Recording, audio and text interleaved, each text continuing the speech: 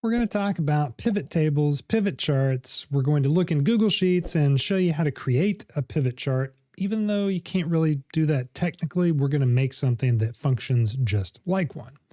Let me show you where the starting point for this came from.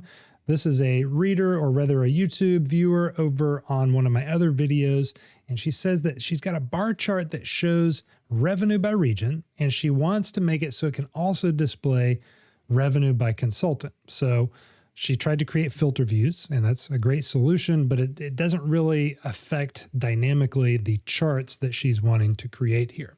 So she's wanting to click a filter view and change that filter criteria, and that update automatically the chart that she's built from that table's filtered view. And it's not the way filtered views are intended to work. That's just going to affect the chart and not the actual data in it. So let's come over here, and this is a lot, but this is the end result that I have created. What I've got in the first three columns that we need to look at are what I assume she has, just a simplified version. We got region, consultant, and revenue. And I've just got four regions, a handful of names, 1, 2, 3, 4, 5, 6 names, revenue, just random numbers here. And I created a fourth column because this is how in Google Sheets, for both our pivot table and then our pivot chart over here, we can have a dynamic value represented. Let me show you what I mean. I'm going to close that pivot table editor. First off, we've got in F1 up here, a simple drop-down list with two options, either consultant or region. So we want some things to change when we switch between the two of those. And as you can see, three things are changing here. First, over there in that group column right here, we've got this updating all these values. Now they're regions, and now, boom, they're consultants. So pretty cool. Also changing is this pivot table right here, because I've got consultant selected. It's got all the consultants there and the revenue by each consultant. But if I change this to region, now it's got the sum of revenue by the region right over here, bigger values and only the four regions. And then the last thing is the thing that we were asked about in the very beginning. This is the pivot chart. In Excel, there is a pivot chart function or a selection you can make, but this is basically the same thing. This chart is functioning off of the values in the pivot table. So this chart, as we'll look at the settings in just a second, is pulling data from our pivot table right here.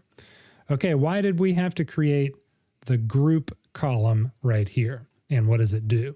So the reason we have to create it is because in a pivot table, where we're pivoting the data, we can't really make this dynamic. So all we have over here, if you're familiar at all, you'll know that here are the different categories or the different columns that we're using for the data that we're putting in our pivot table. And then right down here in our rows, columns, and values, this is where we're just dragging these different things. So I'm taking group and I'm just putting it right down here in the rows section. So as you'll see in our pivot table, we've got each row is represented by a different group. In this case, that group is region, but if we select consultant, now that group is the consultant. So there's not a dynamic way to program the pivot table other than creating this, what I call a helper column here in column D. So this is just helping us get the right information and toggle between it in our pivot table. Okay, clear as mud. Now let's look at this if statement. I've got a free weekly newsletter that I run and write for you every week to help you get good at spreadsheets, coding, productivity tools, software, stuff like this. It's really fun, and it'll be useful for you. Sign up for that for free below. Back to the video. We have here, let me zoom right about there. We've got an if statement. So if F1 is equal to region, then we're going to put A2 in this cell. And what is A2? Well, that's the regions column, of course. But if F3 or F1 is consultant, then we're going to put B2 in there, which is the consultant column. So the helper column right here simply updates to the value in one of the other two columns based on the drop-down list in that F1 cell. Pretty simple stuff. Maybe a little bit nuanced to set up, but once you got it set, I mean, it does exactly what we want it to, right? Here come a couple of the tricky parts though. Not tricky, just nuanced again. So once we have built our pivot table, and again, all we're doing is putting the group, and I'll do it again from scratch just so you see it. We're putting this group down into the rows. So now we have from our helper column for each of these rows, a different consultant. And for the values, we wanted the revenue. So we're going to put that under values. And if we wanted to filter, we could do that as well, but we're just going to leave it just like this. Now, the first tricky part, not tricky, but just you need to be aware of this, is that it's going to put a grand total bar chart right here. And we don't want that.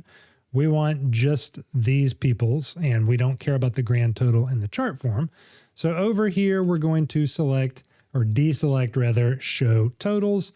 And there we've got just the revenue of just the consultants, or when we switch to region, of just the region.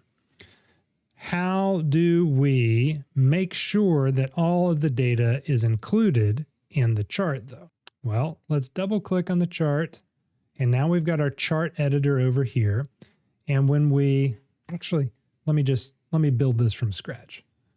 Let me delete the chart. And now let's insert a chart. And it wants to know, hey, where am I getting the data from? Well, I want to do that bar chart thing. So let's do that bar chart. The data range, we want to do the pivot table, but it's actually only going to let us select a range, like hard code a range, F3 through G7. So if I click OK, that pulls in north, south, east, and west. But when I go to consultant, now I've only got Allie through Fred, and Sam and Steve are left out. That is because, as you guessed, I'm sure, the setup is hard-coded to F3 through G7. This is kind of silly. There should be a way to say, attach this to a table or a named range or something that can dynamically be flexible, but there's not. So the workaround is to simply, instead of F3 through G7, let's extend this down past where we know our data will be needed. So let's say G20 in this case. So that is selecting all of this, and everything underneath here, assuming it's blank, and it needs to be blank for this to work, everything underneath here will simply be ignored. Blank values are ignored in this chart, and that's how we can do that.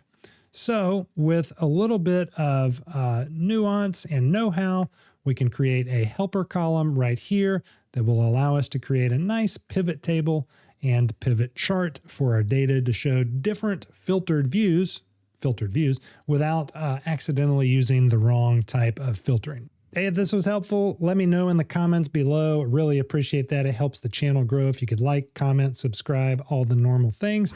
And I have a free newsletter called Got Sheet. You can find information about that down in the pinned comment below. Hope you have a great one, and I will talk to you next time.